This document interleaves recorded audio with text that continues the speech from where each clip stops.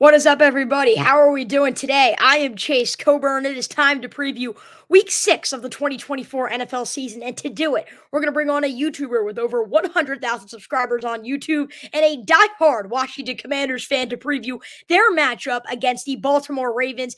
Andrew Fenichel. Fenny, how's it going? What's up, buddy? You forgot to mention Big Chase Coburn fan as part of my accolades. Appreciate that. Yeah, man. Yeah. Appreciate you having me on. This is always fun. It is always fun. We've had you on multiple times, but it's obviously awesome to have you back on. We've usually debated the NBA, but it's cool we can kind of mix in some NFL here because your Commanders are playing really well right now. Oh, yeah. Also, matching with the purple. We didn't coordinate this, but for everyone watching on YouTube, got a little purple coordination going on. Not for the Ravens. I got a Northwestern shirt on right now, but we'll get to that at the end of the show. Absolutely. Don't overthink it. Let's just jump right into this to quote Andrew Fenichel and all of his merch line. And all of the links to his social media, YouTube, all of that is in the description if you guys want to see more of his content. Now, when you guys are seeing this, we're recording this before the Thursday night game. You guys will see this after the Thursday night game. So we're going to pass by that one. Though at the time of this recording, neither team looks like they're really elite. We're instead going to head to London. The Jaguars and the Bears, both teams coming off wins, both quarterbacks coming off of huge performances. And I think the Jaguars really do need this one if they want to start to play better football this year. Totally agree. And what I'm looking for in this game is, truthfully, it's the matchup of the rookie wide receivers. That's what I think is fun about this game because Brian Thomas Jr. has been unbelievable for Jacksonville. Like, if the rest of this offensive rookie class wasn't having an all-time start, and that includes Caleb Williams, truthfully, especially after this last week, I think – again, like it's all perspective. Jaden Daniels has looked so good, and that's soured our opinion on Caleb. But by a lot of metrics, I think Caleb's been pretty good. But back to my original point, Brian Thomas Jr. is putting up offensive rookie year type of stats, and no one seems to care because Malik Neighbors, Jaden Daniels, right, and some of these other rookies. But then Roma Dunze on the other side, I think is a big part of that, Chicago offense. So I think it's gonna be fun. We'll see what happens. Chicago's that type of team where I feel like they've been up and down this year, but you're 3-2. If you could win this game, you move to 4-2. It'll be interesting. Now, I don't know. I'm going to pick Jacksonville in this matchup. I feel like Jacksonville plays in London every year. I feel like it's their home field. We see how they've been doing. Brian Thomas has been fantastic, and Trevor Lawrence hasn't been terrible. And I think there's been a lot of criticism. He signs a $275 million deal in the offseason. I think there's just been a lot of this, hatred around Trevor Lawrence because of that contract and the way he's played. But I think he's going to want to prove some people wrong here on national TV, so I'm going to run with Jacksonville. It's funny the quarterbacks we pick and choose to assign blame or credit when their teams have a good or bad record. When the Bengals are 1-4, I mean, Joe Burrow is obviously still a good quarterback. No one's blaming him for the most part for their 1-4 start, especially as he's looked pretty good over the last couple of weeks. Really good touchdowns, win. But Jacksonville struggles, and all of a sudden we think Trevor Lawrence is the problem. I don't know. I'm with you. I think Jacksonville wins this game, even though the Bears are favorite. So I think that's an interesting line to look at. It'll be a very interesting matchup, but I think you're right about how the blame goes for quarterbacks. Like, Josh Allen just went 9 for 30, and as a Ravens fan, if Lamar Jackson went 9 for 30 in a game, I don't think it would ever be not talked about again. Like, I think my grandchildren will be hearing about this 9 of 30 game from Lamar Jackson. I just think you're right. There's these quarterbacks we just assign blame to, and it's just completely unnecessary. And then on the other hand, there are quarterbacks who, no matter what, we give them a ton of hype and we back them up no matter what because we think they're in this other echelon. And one of those guys is Jordan Love. Him and the Packers are 5-point favorites. They host the Arizona Cardinals in this matchup. I still think Arizona is pretty good. Right? I mean, obviously they beat the, San Francisco 49ers last week. They got blown out by yours truly 2 weeks ago at home. That was kind of a strange performance there. But Kyler Murray is really, really good. Another quarterback that I think has been unfairly discredited for both the injuries in the past, but also his team's performance. Kyler Murray is a top 10 quarterback in this league, right? And then honestly, I think he's closer to Jordan Love than a lot of people have predetermined Jordan Love to be closer to like the top 5 category of quarterbacks in the NFL. So, I think the fact that this game's in Green Bay is going to give the Packers a big leg up. Jordan Love, of course, still got to get him back from his injury, so I'll take the Packers in this matchup. But I still like the Cardinals. I think this is going to be another good game this week. Yeah, the game against Commanders was the only game where I kind of raised my eyebrows with the Arizona Cardinals. Besides that, they've looked like a fine team. I think a lot of their success last week came because of San Francisco's not so good play as of late. And I don't want to completely overreact to Arizona because of that win, also knowing what the 49ers have done. So I am going to pick the Packers in this matchup. But just like you said, I think Jordan Love's very inconsistent. I'm not all in on the Packers. And I think the Cardinals have a lot of potential. And if they win this game, right, Green Bay falls to 500, you wonder what they're thinking. But then if Arizona's 500 through 6 weeks, then you really start thinking about what their future is this season and beyond. So I think it's an interesting matchup. I'm going with the Packers at home, but we'll see what happens. And I'm also going to ride with the Indianapolis Colts under one condition. If Joe Flacco plays. Now, I know it may sound crazy. Anthony Richardson is this young quarterback, all the hype, the Josh Allen comparisons, but we've now seen Joe Flacco in multiple systems come in as the backup and succeed. He's going against a Titans team. Will Levis will make many more mistakes, and that's where Joe Flacco has the edge. He has the veteran experience. He won't make as many turnovers. That is where Flacco is really going to elevate himself in this matchup, and I think if Indianapolis wins this game like I have them doing with Joe Flacco at quarterback, I think a lot of people are going to say, okay, maybe it's time to move on from Richardson this year. But then that also brings up the question, what does his future mean in Indianapolis? So a very interesting situation. Nonetheless, I'm going to go with the Colts. Chase, who's the second best quarterback in the AFC South? You're saying behind CJ? I think right now I'm going to think Joe. Basically, I'm asking you Joe Flacco or Trevor Lawrence. But I mean, that's tough, right? Because Lawrence is like the younger guy, but Flacco's been productive. The fact that he didn't have a starting job this year is unbelievable. I think going back to last season too with the Browns, we have almost a full season's worth of a sample size with whatever version 7 of Joe Flacco this is. Yeah, I think the argument is Joe Flacco over Trevor Lawrence right now. Yeah, and so you're going with Indianapolis as well? You don't trust Tennessee? No. Yeah, definitely not. Things are not looking great right now for Will Levis and the Tennessee Titans. I'm not going to lie. Things are just, it's not great. And, you're bringing Brian Callahan from Cincinnati. You're hoping that maybe that could be the switch. Joe Burrow's quarterback coach. I think that was just Joe Burrow, number one pick, all the hype. There's not surprised at how good he is. Will Levis, on the other hand, he just can't get things together. Until he does, I am going to go with the Colts. By the way, I love the stat. Joe Flacco has scored a touchdown with the team that left Baltimore, and the team that became Baltimore. So I love all the roots for Joe Flacco, and a shout out to him for all of his incredible success. We just talked about the AFC South. Houston Texans, Stephon Diggs, a huge revenge game over the Buffalo Bills, and that win, Drake May's first start, though, they head to Gillette Stadium. It's just too easy to pick against the rookie quarterback in his first start, right? Especially with how good Houston has looked, I'd say, in the last couple of weeks. They've been kind of a weird team so far this year. Right. I was incredibly high on them going into the season. Especially, I think a lot of people were hyping up the offense. I loved the defense, right? I mean, they added Danielle Hunter. You got Will Anderson. They got playmakers everywhere, Derek Stingley. So, yeah, if anything, I think the defense really shows out for Houston in this game. And, yeah, I'll take the Texans to roll on the road. Yeah, I didn't really like the Texans. I thought the Bills were going to blow them out. I thought, okay, they get blown out for the first time in like 3 or 4 years, and it's Josh Allen, they're going to come up. But the Texans defense did a great job at minimizing those plays from the Bills. I think the Texans offense kind of tried to lose the game at times, but they ended up coming away with a win. Again, I don't know whether to judge if that's a bad game from Buffalo or a good game from Houston, but I think when you're playing a rookie quarterback in Drake May behind an offensive line that I don't think could block any person on the world right now, I have to go Houston because I think their defense is just going to torture Drake May so much that I don't think it really matters what the offense does. Just a recent report. Go ahead. I was going to also say, I know Nico Collins, he obviously was just placed on IR for the Texans, but this is why you have a guy like Tank Dell as your wide receiver 3, right? And even if, Christian Gonzalez is matched up with Stephon Diggs, like Tank Dell has put up some huge numbers in the league as a young guy. I think he has a big game this week. Yeah, he's kind of disappointed, but I think a lot of us expected him to kind of be that right there with that wide receiver 1-2, but clearly Diggs and Collins have taken that spot. With Nico Collins hurt, it's really sad to say considering how great he's been, but we'll see if Tank Dell can step up. Now, just before we came on here, we got the report Spencer Rattler will start for the New Orleans Saints in their matchup against the Tampa Bay Buccaneers after Derek Carr's injury. They're at home. However, Tampa Bay is a 3.5-point favorite.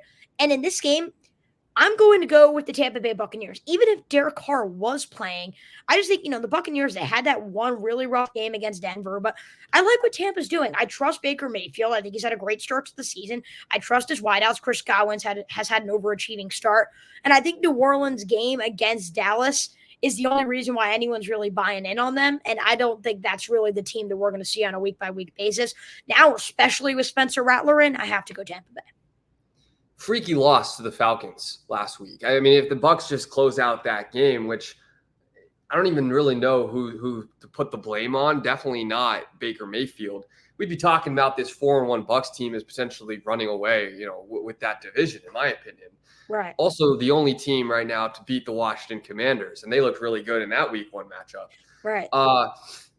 Again, I just can't pick I can't pick a rookie quarterback in his first start. I actually like Spencer Rattler. I liked him in the draft. I like the value of where the Saints got him. And I think there's a real scenario here, especially at home, where, the coaching staff makes his job easy and he doesn't look that much worse than Derek Carr for this team. But you just know a mistake is going to happen at some point in this game. And, Baker Mayfield's been too good this year. Yeah, again, I can't pick a rookie quarterback in his first start against a good team. I'm going Bucs. We'll definitely see what happens there between the Bucs and the Saints in that NFC South clash. Another division that's just so weird. I mean, the Panthers are obviously not going to come close to winning that division, but it's always a division where I think we think a different team is winning it at one point throughout the entire year. Like each week, we think someone different. So we'll see what happens in that game. And if the Saints do win, all of a sudden they're 3-3 with tiebreaker over Tampa for now, and things can get really interesting if Derek Carr can return sooner than we think. Look, this is my pick of the week. I am not high on Jalen Hurts and the Philadelphia Eagles, but I can dang sure tell you I'm not high on Deshaun Watson and the Cleveland Browns. Andrew, tell me if I'm wrong here. I think that trade will go down as not the worst trade in NFL history, but when you add on the contract and off-the-field circumstances, it will go down as the worst trade in professional sports history. The way that he's playing, his mentality, again, and actually the way that he executes on the football field is terrible. I wish him and that team nothing but the worst, and I'm going to go Philadelphia in an absolute annihilation to the point where you say, okay, they owe him $177 million, but do you switch it up and just eat the money? The only thing in recent memory that comes to my mind is this Bryce Young trade. Assuming Caleb Williams, if Caleb Williams ends up being, MVP caliber quarterback. The problem is Deshaun's money, right? Like at least the Panthers aren't locked up to Young for like $170 million. You're not wrong. But what sucks about the Browns is like they were so close. I feel like the Browns rebuilt in the right way. They had all these, young, talented players at key positions. And like every other team, they just needed the quarterback. Baker did not work for whatever reason. And then, this Deshaun thing is just a mess. The Eagles return their two big receivers, right? A.J. Brown and Devonta Smith. I think that's going to make a big difference for Jalen Hurts, who's not been good this year. So, I'll take Eagles too. Yeah, and again, I'm not even that high on Philadelphia. I think Jalen Hurts is the problem. I think he's turned the ball over in like 13 consecutive games it is now. So Hurts definitely has some issues that he needs to work out, but I think those issues can very easily be fixed against the Cleveland Browns at home. We're going to head to the 4 o'clock slate because we're going to do that Ravens-Commanders game last. How about the Los Angeles Chargers and the Denver Broncos? An interesting position. We'll see if Justin Herbert is healthy, but the Denver Broncos, a team many people had in the running for the number 1 pick, you blink and all of a sudden they're a 3-2 team. Yeah, I think one of my buddies over the summer was high on the Broncos, and I just could not understand where he was coming from. And the point, I guess, that he made to me was like, look, the Broncos won 8 games last year with Russell Wilson as their quarterback. So say what you want, but like Russ, and then the difference from Russ to Bo Nix, I think you could argue Bo Nix has been better, and I don't even think Bo Nix is good, right? Like, so this team figures out how to win games somehow, some way. I don't know if I'm projecting them to win 8 games again, but like they keep winning. The Chargers are also a weird team. Now I'm going to take the Chargers in this matchup based on pure talent and honestly coaching alone. But I would not be so sure. This game, I would like stay away from this game if I'm like a betting man. I don't want anything to do with this matchup. It's too weird in division. Get me out of there. Yeah, it's strange because I feel like I want to pick the Chargers. I don't know if the Broncos will keep living up to the hype, but they're also home. It's a divisional game. Justin Herbert hasn't been fully healthy. Chargers have lost 2 straight. Can they fix things at the bye week? It's just like all these different questions that we have to answer. Now, someone that I know said when the Broncos were playing the Buccaneers, and they were very high on the Buccaneers that week, they said that they felt that Bo Nix was a grocery store worker who was about to get absolutely humiliated. And since this person said he's a grocery store worker, the Denver Broncos are 3-0. I really want to live with the grocery store worker hype, but I do have to pick the Chargers in this one because if Justin Herbert is healthy, I think that offense coupled with, or hit the passing game, coupled with J.K. Dobbins in the rushing attack, is just outstanding. So I have to pick the Chargers. But if J.K. Dobbins can't get anything going, maybe the grocery store worker could find a way to get his 4th straight win. It's a pretty good grocery store. It really is. I mean, that is a really, really athletic grocery store. Like Erewhon. It's like the Erewhon out here in LA. It's a grocery store, but you got to be pretty good to shop there. So, absolutely. How about this other 4:00 game? The Las Vegas Raiders, kind of their high point this season. That win against my Baltimore Ravens. They've kind of done nothing else. No one really knows what Devontae Adams is doing, but no one really knows what to think of the Steelers either. They're still riding with Justin Fields, though that hasn't seemed to work. Another game, if I'm a bettor, I do not want to put my money on this one. The Steelers are 3-point favorites in Las Vegas. Yeah, the Devontae Adams situation, I think, sort of summarizes this entire team. No one really knows who the leader is. No one knows it doesn't seem like anyone's really bought in. The team itself is confused about the quarterback situation. It seems like they keep flip-flopping. O'Connell's starting this week. Yeah, and O'Connell, I thought, had some good moments last year, but was not good last week. I don't know how you can watch their most recent performance against Denver last week and pick them against the Steelers, even with the Steelers being somewhat of a fluke, in my opinion, just because I just don't believe in Justin Fields. Bears fans that still are holding on to the glimmer of hope for whatever reason can come at me all they want. I like the defense, though, and if that's the one thing I can be confident in, that's the one thing I'll be confident in. I'll take that Steelers defense to win.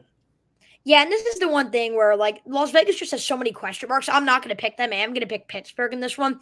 And it's not that Antonio Pierce is a bad coach. I actually really like Antonio Pierce. I think he's going to be a great head coach in this league. We've already seen the glimpses of it over the past few seasons. But there's something about Mike Tomlin. And when you go against a quarterback who's kind of stepping in for this kind of starting position in a really shaky situation, Mike Tomlin exploits that. I hate to say it as a Ravens fan, but John Harbaugh does it as well. Like some of these veteran coaches, they can really exploit these young quarterbacks and these fraudulent football teams. So I really like Pittsburgh in this matchup. I don't think they have to do much offensively in this one. I think TJ Watt is going to have a field day going against this Raiders offense, and I think that's really all they will need in this one. Now, to go back and do a revenge tour for the Dallas Cowboys in this matchup. They play the Detroit Lions. What a matchup that was last year on Saturday Night Football. Very rare you do say that. What a clash that was. Dallas Cowboys, Detroit Lions. Games in Dallas. Lions are 3.5-point favorites on the road. What are you thinking? Is it just me, or do I feel like the Cowboys are going to find a way to win this game? I think they kind of need to. Yeah. I don't know why. I also really like the Lions. They were my preseason NFC champ pick, and I would honestly stick with that at this point in the season. But look, at home, I like that the offense. If it ends up being a shootout, I mean, the total in this game right now is 52.5, which is absurd. I mean, that's a lot of points on the board. Yeah, I actually am just going to kind of go with like a gut check pick here, which I usually don't do, and I'm going to take the Cowboys to win a big matchup at home. Yeah, I don't trust either of these teams. Like, I like both of the teams. I specifically like Detroit. They were one of my real favorites. I've said this for a while, and I still frankly believe it. I don't think there's a team from top to bottom that is more well-rounded and is a better, well-orchestrated football team from the coaching to the roster than the Detroit Lions. I really like this Lions roster, but something just hasn't clicked right, I feel like. I don't know where the disconnect has exactly been, but Jared Goff has this one good game. Besides that, he hasn't been fantastic. Everyone's so high on Jahmyr Gibbs. He hasn't been great either. I feel like this team is like barely crawling their way to 3-1. It's a tough matchup on the road. I'm still picking Detroit. I understand what you're saying with Dallas and how they could find a way to win this game. But at the same time, I look at their previous matchups, They came back against Baltimore, but that game looked ugly for a while.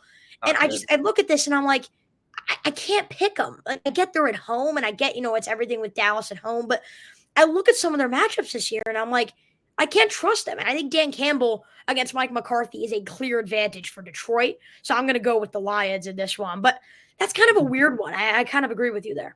100%. Look, Chase, you're making the logical pick here. The one piece of real analysis that I'll bring to my Cowboys prediction for this game is that compared to the beginning of the season, I think going away from Zeke and making Rico Dowdle the full-time RB1, he's just younger, he's more explosive. Why wasn't that the case from week one? I don't understand.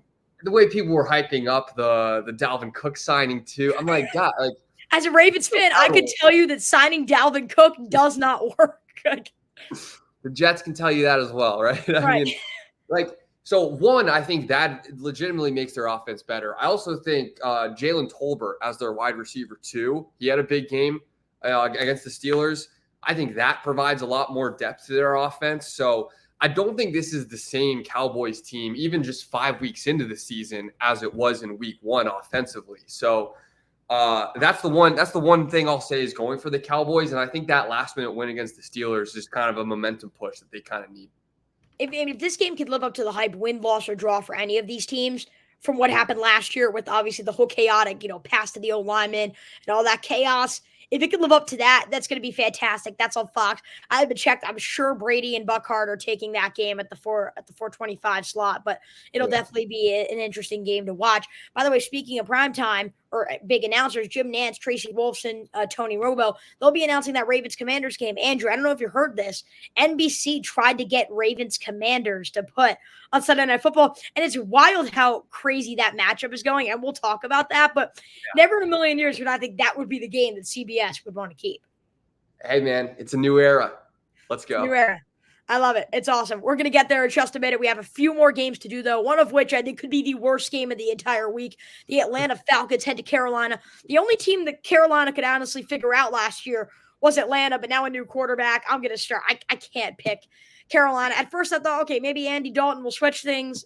No, it didn't. It really didn't. So I'm going to go with Atlanta here. They're playing some good football. They had a tough week one, but besides that, you have a really tight loss to the Chiefs. I still don't know. I feel like they could have won that game. They should have won that game, I feel. So they've really played pretty good football since that week one game. And this is less about me picking Atlanta and more about not picking Carolina. This is a survivor pool pick. I don't know if you're in a survivor pool this year, Chase. I got eliminated in week 2, Andrew. It did not go well. Me too. Yeah, this is like a classic survivor pool pick. Kirk Cousins threw for 500 yards last week. I don't think the Panthers have thrown for 500 yards all season. That might be a stretch, but you get the point. Let's go Falcons. Yeah, I got to go Falcons. I think this one's pretty easy. Again, I think if we had to do a lock of the week, they would be that or the Eagles-Browns game, because I think the Browns are that bad. Like, I think Cleveland is literally a catastrophic mess. Yeah, I'd go Eagles over Browns, but I get your point. Yeah, it'll be very interesting to watch. Cincinnati and the Giants, a weird one. The Bengals are like the greatest 1-4 team that's ever existed on the planet, because I feel like their offense has worked, but the defense, a lot of disconnects. On the other hand, the New York Giants, how about those G-men? A tight loss to your Commanders, but a huge win over the 3-1 Seahawks at the time. And all of a sudden, the Giants, they're only 3.5-point underdogs, and they're at home. What are you thinking? Is Malik Neighbors playing? I think he is, yeah. If he plays, I'll take the Giants. If he doesn't, then I'm rolling with the Bengals. I think Malik Neighbors is already like that type of Tyreek Hill game changer for an NFL offense. I mean, yeah, there's a reason Daniel Jones was targeting him like 15 times a game by week 2 as a rookie. Like, the guy is unguardable and completely changes what opposing defensive coordinators have to deal with. And as you saw in that, even that Commanders game on Monday Night Football, or really all season for the Bengals, their defense is porous. So I literally think this comes down to Malik Neighbors' health. Yeah, it'll be very interesting. And I think what the Giants are doing, what I really like, a lot of people just want to criticize them after their 5-point loss against the Cowboys. Everyone was like trying to put them down as a time to move on from Dayball, which didn't make sense. You lose by 5 in a game where you're really not supposed to win in the first place. outside of that bad Vikings loss on week 1, this team has looked good, and Daniel Jones has looked good. Brian Daboll has found a way for Daniel Jones. He doesn't have to do too much, right? Do you want to sign a quarterback to a $160 million contract? Do you feel like can't do that much? No, but at least make the most of it while you have him. And I think that's what they're doing. They're having Daniel Jones take the checkdowns, take those medium throws, not go deep, rely more on the rushing attack. If the Giants can go in with that game plan, they have a shot. But it's just one of those things, right? Like last year, who knows what happens if Joe Burrow doesn't get hurt for Cincinnati? Do they make the playoffs? Who knows? They have been getting hot. But like, I can't see the Bengals 1-5. And a lot of people didn't see them 1-4 in the first place either. People didn't see them losing to the Patriots or the Commanders. But it's one of those things where, like, if you're 1-5, you're out of it. Like, unless you go absolutely absurd, you're out of it. I can't see the Bengals out of it with the way they play and the way that Joe Burrow has played. So I have to pick the Bengals, and whether Malik Neighbors is healthy or not. But I'm very excited to watch this matchup. And I'm surprised NBC actually tried to get Ravens Commanders, because I think this is another really good matchup. And I think it could go many different ways. So I'm excited to see what happens. It's a more fun matchup than a fun game to watch. Right. That's the point, right? I think the game we're about to talk to is the more hyped up quarterback MVP storylines across the board matchup. But as far as like importance to the rest of the season, you're right. Like the Ravens and the Commanders can lose and they're going to be fine after this week. If the Bengals lose, especially in that division, it's like you said, it's game over. Now, I know we want to get to Ravens Commanders. We will quickly do this because I know we are on a time check here. Buffalo Bills at the New York Jets. Bills are 2.5-point favorites. No more Robert Saleh. Who knows what happens there? I'm going to go Buffalo. I don't trust the Jets. I don't think Aaron Rodgers is that good. I think the Jets are going to act like the normal, just end the season New York football team that is disappointed for literally my entire lifetime. So I'm going to go with the Bills, not because I trust the Bills, but because I can dang sure tell you I do not trust the Jets. Who would have thought Joe Flacco was be better than Aaron Rodgers by 2024? And this is remarkable. I mean, what is sports? How did this happen? How did we get here? What timeline are we in? I don't know. But yeah, I'm not picking Aaron Rodgers to win any game against Josh Allen right now. And I don't think Robert Saleh, the firing was the right move. I was on with Connor Long, one of my huge friends, a big Jets guy. I was on with him live last night, and all these Jets fans are loving the move. I mean, the defense is the only thing that's worked for the Jets, and they fired their defensive mind at head coach. I don't know how. I know it's probably Rodgers and all the behind the scenes crap that we don't know about, but I just think firing the guy who won 7 games with Zach Wilson, and then all of a sudden this offense can't work, it doesn't seem like a Robert Saleh problem to me. Doesn't install confidence in any level of the organization. And I think that's really what I didn't like about the move. It's now everybody's confused. No one's confident. No one knows what they're doing. Whether you're a backup offensive lineman or whether you're the ownership. So, right. We'll see. Yeah. And then the fact that Nathaniel Hackett still has a high assistant coach job in the NFL is absolutely absurd. I don't know how this is still happening. I don't know what timeline we are on in the NFL either, with Nathaniel Hackett as an offensive coordinator of a hopefully contending team. But we're here, and I don't trust that. I don't trust the offense. And everyone's so high on Breece Hall, and trust me, I like Breece Hall too, but with this offensive line, what the heck is he supposed to do? It's also he's a running back. I hate to be that guy. I want to be a pro running back lover. But, we were talking off air about Jordan Mason and Christian McCaffrey and the 49ers offense. If your go-to dude is a running back, I just think that both caps your ceiling and limits your floor. I can't agree. I cannot agree more than that. I think running backs, we've heard a lot about their pay and whatever they think behind the scenes, but running backs are it's very reliant on the offensive line. Take Derrick Henry, right? Derrick Henry's great, but for him to really show how dominant he is, he needs this Ravens run blocking to work. And as a Ravens fan, I can tell you it hasn't always worked this year. So for running backs, they're important, but they're replaceable. And I think that's one of the weird things to think about with them. We can have a whole other conversation about that some other time. But a lot of people are here. You see yours says Jaden Daniels for MVP. The shirt that I'm actually representing here with the Ravens logo on has the MVP on it. And the guy who just won the Offensive Player of the Week. So What a matchup we have here. The Washington Commanders head to Baltimore. I mentioned it's the #1 game on CBS. It's national TV. What a matchup for this area of the country. And wow, I know Jaden Daniels says he doesn't want to be compared to Lamar Jackson, but when I watch Jaden Daniels, I really feel like I'm watching a mini Lamar. And to see him actually go against that two-time MVP, it's going to be fun to watch. There's no passing of the torch because right now there are two torches. Right? We got multiple guys who, like you said, are eerily similar of each other, both in terms of background with winning the Heisman in college, coming into the league, but also literally in terms of style of play in now the DMV, which makes this even more fun as a semi, Right. battle of the Beltway type of rivalry. Yeah, there's no passing of the torch. I think both guys right now are carrying the torch. And I mean, these are Josh Allen's in there somewhere. Maybe you could throw Mahomes in there, the interception, whatever. Point is, if there's an MVP ballot right now, both of these guys are on it. And yeah, this is going to be so much fun. We've talked about how well the Commanders have played. I do have to say, though, a lot of people aren't giving them credit. A lot of people went crazy after that Buffalo game. I think that Cincinnati game was more impressive from the Baltimore offense. I think we're seeing that Lamar Jackson, what all the advanced metrics showed, and I have the access to the next gen stats or whatever, and I could see it looked like Lamar needed the rushing attack, but he didn't. In a game where the rushing attack wasn't working, Lamar sat back in the pocket and said, I'm going to outduel Joe Burrow on the other side. That's exactly what he did. And he was able to get a huge divisional win on the road. I think that said a lot about Lamar, his character, his leadership. A lot of people saw him talking on the sidelines. And I just think people were dealing with a different Lamar Jackson. And the MVP, whatever, he's won a gazillion MVPs, will probably win a gazillion more. But I feel like this gives Baltimore a better chance of winning when it matters if Lamar continues to play this way on and off the field. So I think that's what makes this matchup really, really exciting. Andrew, you're a Commanders fan, right? So you're the more Commanders expert here. What are those 3 keys to a win, or those keys to a win that Washington needs to do to pull off this upset? Because while the Commanders are 4-1, they're still in Baltimore. They're still touchdown underdogs. This is still Baltimore's game to lose. What makes you think the Commanders can win it? For sure. So, okay, those are two different questions, right? If you're asking me what's the reason the Commanders can win this game, it's because of Jaden Daniels and if he continues to play like he's been playing, and really the offense as a whole. Now, that's where I'll answer your question about the 3 keys to this game, because there's one stat that I keep refreshing every pretty much hour, I feel like, that terrifies me ahead of Sunday.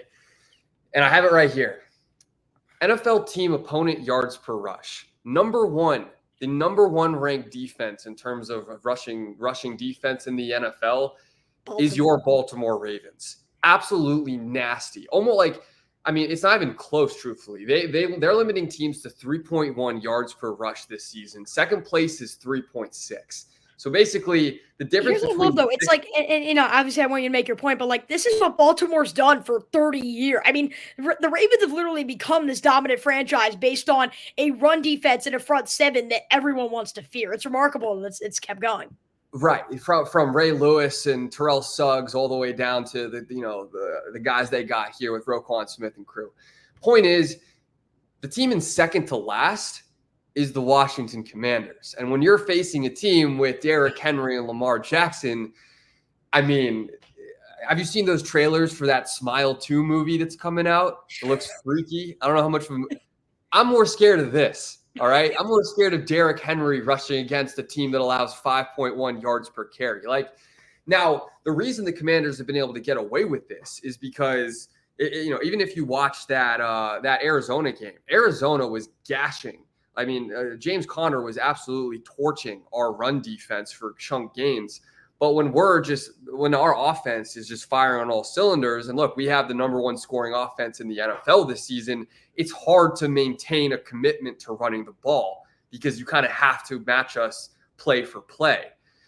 And obviously our rushing attack is really the backbone of our offense. And then that opens up the play action that, Jaden takes his one shot downfield. But for the most part, it's stuff around the line of scrimmage, and it's the rushing attack with Austin Eckler, who's looked good. Jeremy McNichols has looked good. Point being, I don't like this matchup. And I don't even think it really has anything to do with who's better, Lamar Jackson or Jaden Daniels. I'll give Lamar Jackson his credit. I'm obviously still going to take him right now as the better quarterback, even if it's close. it literally, to me, comes down to this one stat. If we cannot stop the run and you guys stop our rushing attack, I mean, it's game over. It's interesting, Sarah. The Commanders this season, they've actually contained running quarterbacks. They haven't faced many great. Kyler Murray obviously headlining that, but no one obviously like Lamar Jackson. You guys have actually done a good job at containing the quarterback rush. The running back rush, not so much. 5.3 yards per carry. Look, Baltimore, they need their offensive line to play a good football game. You need to make this an easy game for Derrick Henry and Lamar Jackson, because once you get those two on the read option, like we saw against Buffalo and Dallas, that's really hard to stop. And I don't think that's something Washington can handle. Here's the thing, though. This is where, like last week, Baltimore was still able to pull away a win because of how electrifying and dominant Lamar Jackson was. But against Cincinnati, at least for Cincinnati's offense, their strengths were Baltimore's weaknesses.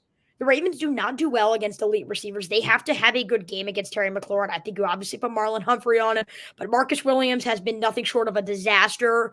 At safety, a lot of these deep balls are just going the opposition's way. So the Ravens have to make sure they limit those big plays for Washington. But the Bengals' strengths played into the Ravens' weaknesses.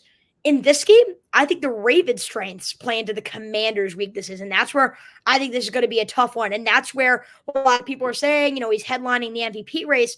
Let's see if Daniels could do it, right? Like, let's see. We keep hearing all the rumor and the hype, can he do it against a big competition?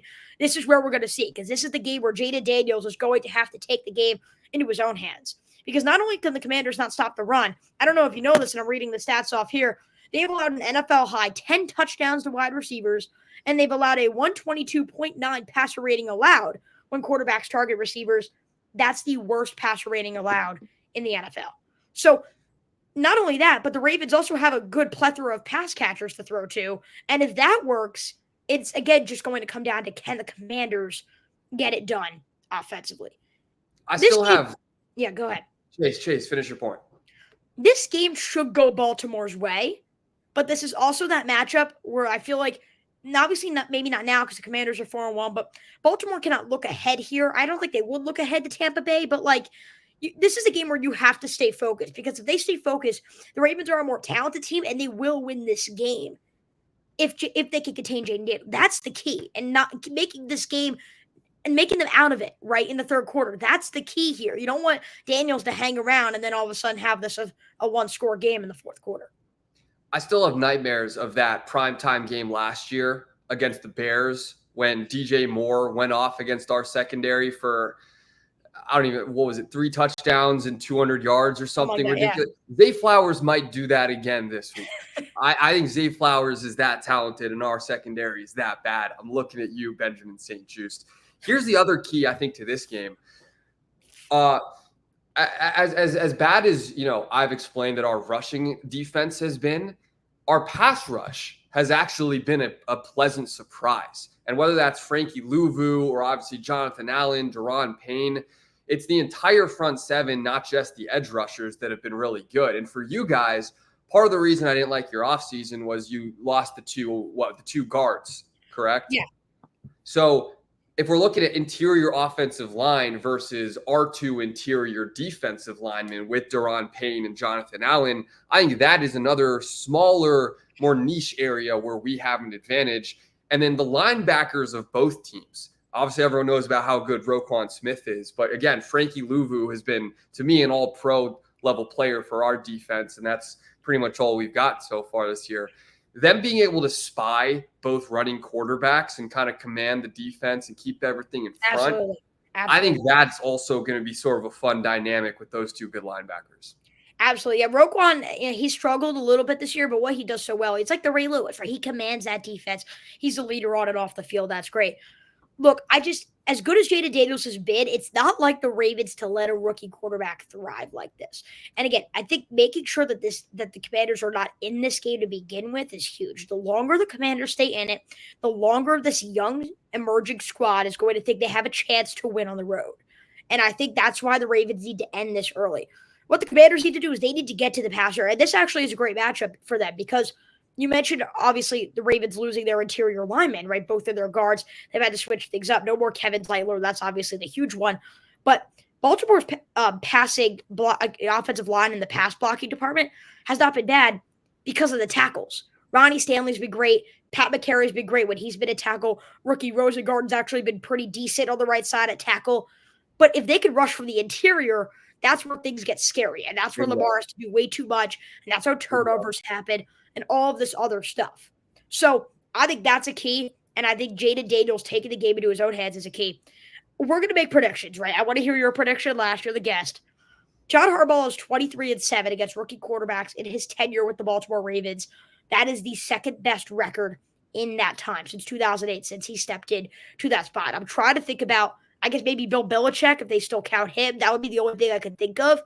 Safe to say John Harbaugh does a good job against rookie quarterbacks. I don't see that changing. I think Jaden Daniels will stay in it. I actually think the Washington defense will overachieve in this matchup. But I cannot take the Commanders. I have to ride with my Ravens in this one.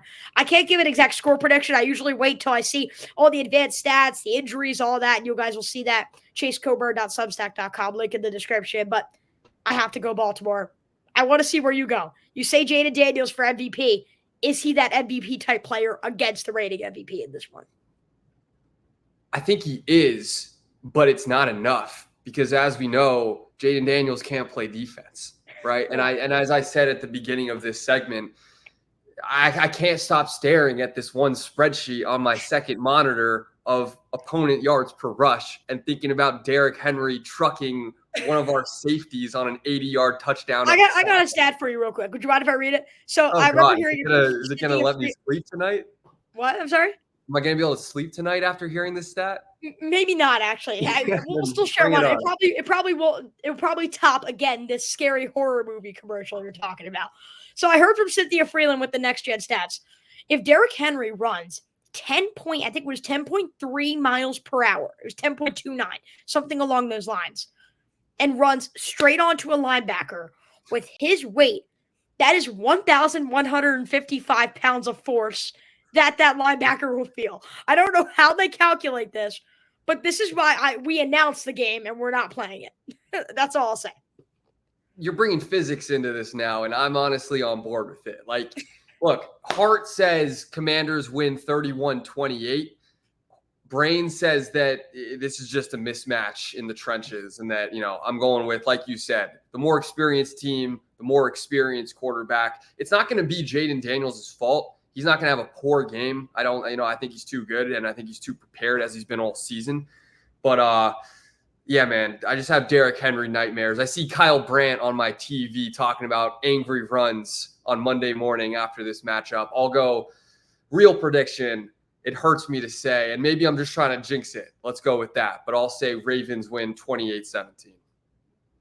Absolutely. Andrew Fenichel, thank you so much. We'll put his picks on the side or in the description if you guys want to keep track. We're going to keep track of our guest picks so far. Andrew, we'll see how you play out in Week 18. We'll see if you could be that number one person when it comes to picks. But nonetheless, we appreciate you coming on to preview this week, to preview Ravens Commanders. And I know I'm a Ravens fan, but I wish you the best of luck in that game, and it's going to be a fun one to watch. I'm just happy we're here, where Ravens and Commanders can have a legitimate battle in maybe the game of the week. Awesome. That's all I care about. We made it. That's awesome. Andrew, thank you so much. Anyone, if you're an Andrew Fenichel fan doing this, welcome. If you guys are a Chase Coburn fan, I want you to be welcome to the Don't Overthink It fan base and Andrew Fenichel. Again, all of his links in the description. Andrew, thank you so much. We will sign off here alongside Drew Fetty here on the Cool Sports Network and Chase's Sports News. I'm your host, Chase Coburn. Everybody have fun in Week 6. We are in for a fun week of football. Take care.